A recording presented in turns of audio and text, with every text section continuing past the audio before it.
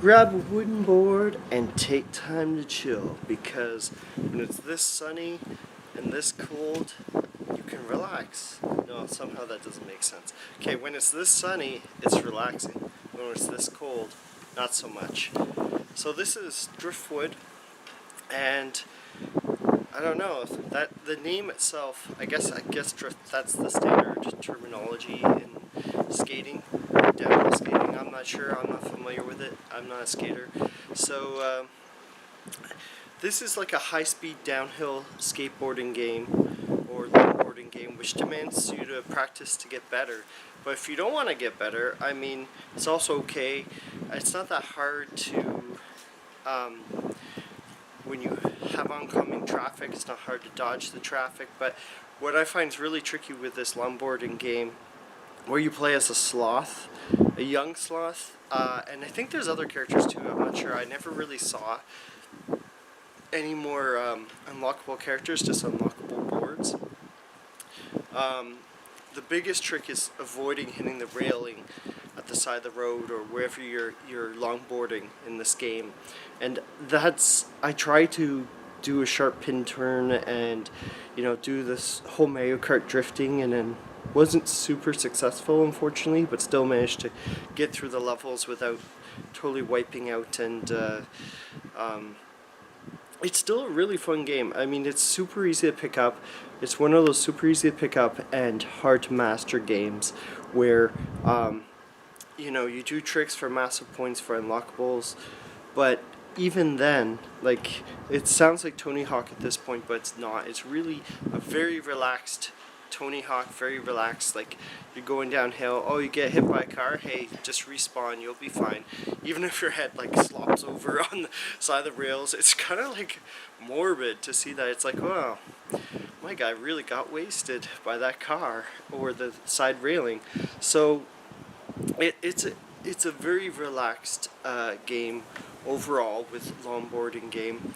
If you wipe out, the game lets you go back on the tracks, press a button. Graphics, I feel like, are gorgeous and lush, and I'm not sure if that attracted me to this game as much as just like the fact that you're longboarding.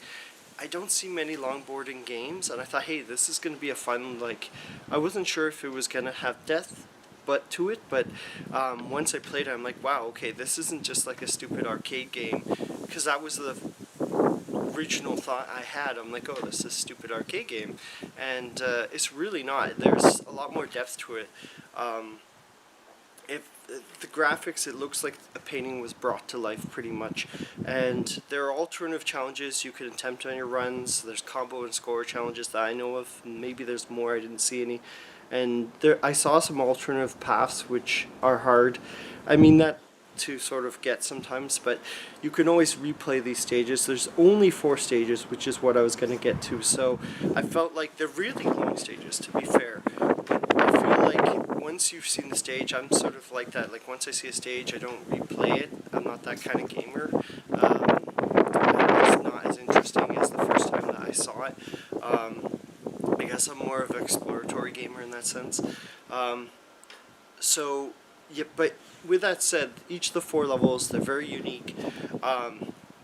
So I think, from what I remember, one was like a summer downhill, one was like an abandoned bobsled track, if I remember right, and one is a autumn evening, and then I think the tutorial track was like sort of like a basic, like, just get from point A to B on a basic road with no, I think it wasn't a lot of slopes, but yeah, there's only 4 tracks in the game. There's 6 musical tracks, and the music's very chill. Like, it really gets you into a relaxed mood. You're just playing for fun, playing just to, decompress or whatever. And that really fits the theme of the game, the feeling, the vibes, the really relaxed vibes. And the music is cool. It slows a bit when you drift, and like the music reaches like a higher tempo when you're speeding down a hill. So it's kind of like a Banjo-Kazooie with, the music sort of interacts a bit. I noticed that a little bit, but that's something that I heard about,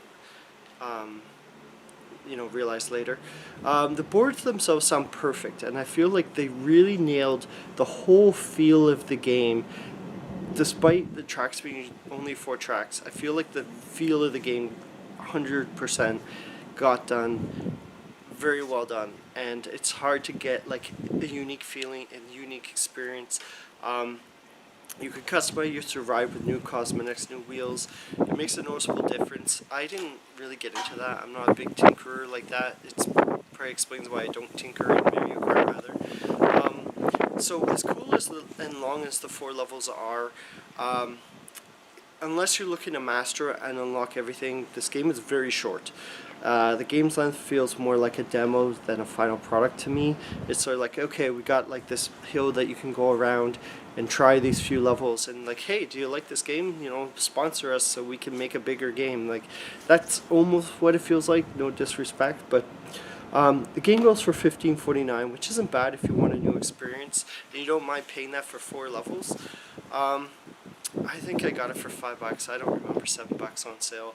There's nothing quite like it on Steam, so if you want to play and try a new relaxed experience, this is what I feel like Tony Hawk Downhill Jam, like what, 10 years or more ago, was trying to do, but like in a Tony Hawk way. Even though it's short, you can do tricks. I think you can do tricks from what I remember. I didn't really try. I was just focused on like not hitting the rails and like wiping out. Yeah, even though it's short, it's an experience and it's got a really unique, relaxed vibe. So if you want a really relaxing game that's, you know, chill, you can just enjoy it. Definitely worth checking out if you want something different. So I would say, I guess I didn't give it a score. Okay, well I would say like, yeah, it's kind of short. I think if you don't mind that it's short and you want to unlock it more, I would say this is an 8. But like for me, I feel like it's a cool game. I have to give it a 7 because like I don't feel compelled to unlock everything personally. So it's not horrible and it's a really cool vibe game. But yeah, just anyways. So nothing but relaxed vibes, just to keep on gaming with. So drift your wood. Bye.